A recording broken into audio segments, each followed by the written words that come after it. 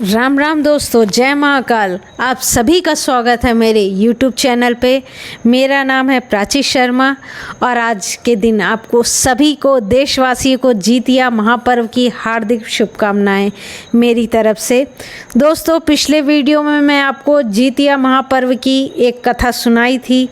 Video काफ़ी long होने की वजह से मैं दूसरे वीडियो में आपको दूसरी व्रत कथा सुनाने जा रही हूँ। दोस्तों, दोनों कथाओं का बहुत ही महत्व है। ध्यानपूर्वक सुनिए, स्किप बिल्कुल मत करिए और इस व्रत कथा को सुनने से आपको व्रत कथा के समान ही पुण्य फल प्राप्त होगा। जो भी स्त्रियाँ ऐसी हैं जो वृद्ध हैं या जो रोगी हैं, जो नहीं कर पा रही हैं, वो इस व्रत कथा को सुनकर भी अपना पूर्ण फल प्राप्त कर सकती हैं। इसीलिए यह कथा को अवश्य सुने। आप सभी को श्रवण करिए और भगवान भोलेनाथ, माता गौरी की, गौरा गणेश की कृपा प्राप्त करिए। चलिए, ओम श्री गणेशाय नमः। दोस्तों, जीवित पुत्रिका व्रत की यह दूसरी कथा है, सभी कोई सुनिए। यह कथा राजकुमार जीमूतवाहन की है। सबसे पहले कथा का प्रारंभ करिए। ओम श्री गणेशाय नमः। अक्षत और पुष्प अवश्य ले लें। गंधर्वों के राजकुमार का नाम जीमूतवाहन था। ये सभी के परोपकार करते थे।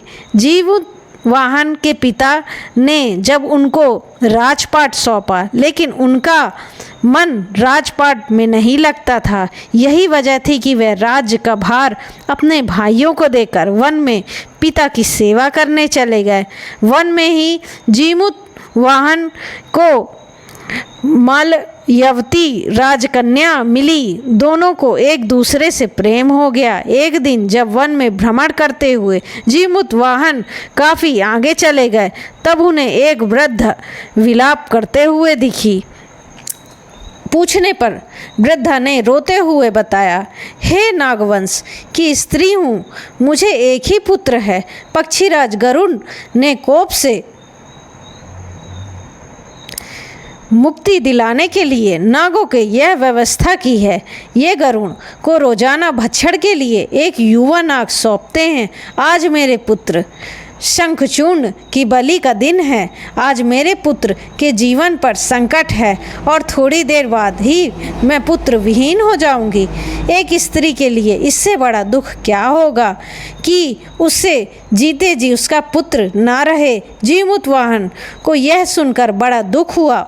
उन्होंने उस वृद्धा को आश्वस्त करते हुए कहा, डरो मत, मैं तुम्हारे पुत्र की प्राणों की रक्षा करूंगा।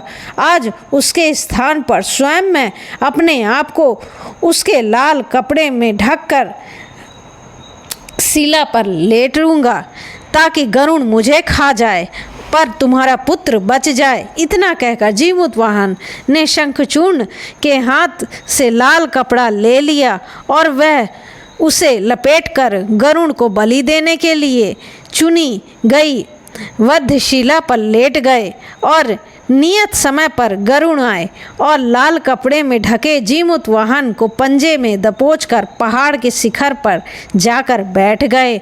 गरुड़ ने अपनी कठोर चोंच से जीमूतवाहन पर प्रहार किया। जीमूतवाहन के शरीर से मांस का बड़ा हिस्सा नोच लिया। इसकी पीड़ा से जीमूतवाहन की आंखों में आंसू भर निकले और वह दर्द से कराहने लगे। अपने पंजे से जकड़े हुए प्राणी की आंखों में से आंसू और मुंह में कराह सुनकर गरुड़ बड़े आश्चर्य में पड़ गए, क्योंकि ऐसा पहले कभी न हुआ था। उन्होंने जीमूतवाहन से उनका परिचय पूछा। जीमूतवाहन ने सारा किस्सा कह सुनाया और कैसे एक स्त्री के पुत्र की रक्षा के लिए वह अपने प्राणों की देने आए और आप मुझे खाकर भूख शांत करें। गरुड़ उसकी बहादुरी और दूसरों की प्राण रक्षा के लिए स्वयं का बलिदान देने की हिम्मत से बहुत प्रभावित हुए। उन्हें स्वयं पर पछतावा होने लगा। वह सोचने लगे कि यह एक मनुष्य जो दूसरों की पुत्र की रक्षा के लिए स्वयं की बलि दे रहा है, और एक मैं हूँ जो देवों के संरक्षण में हूँ, दूसरों की संतान की बलि ले रहा हूँ। उन्होंने जीवित वाहन को मुक्त कर दिया। गरुड़ ने कहा, मनुष्य, मैं तुम्हारी भावना और त्याग से बहुत प्रसन्न हूँ। मैंने तुम्हारे शरीर पर जो घाव दिए हैं उसे ठीक कर देता हूँ। तुम अपनी प्रशंसा के लिए मुझसे कोई वरदान मांग लो। राजा जीवित वाहन ने कहा, हे पक्षीराज, आप तो सर्वसमर्थ हैं। अगर आप प्रसन्न हैं और वरदान देना चाहते हैं तो आप सर्पों को अपना हार बनाना छोड़ दो। आपने अब तक जितने भी प्राण लिए उन्हें जीवन दान दें।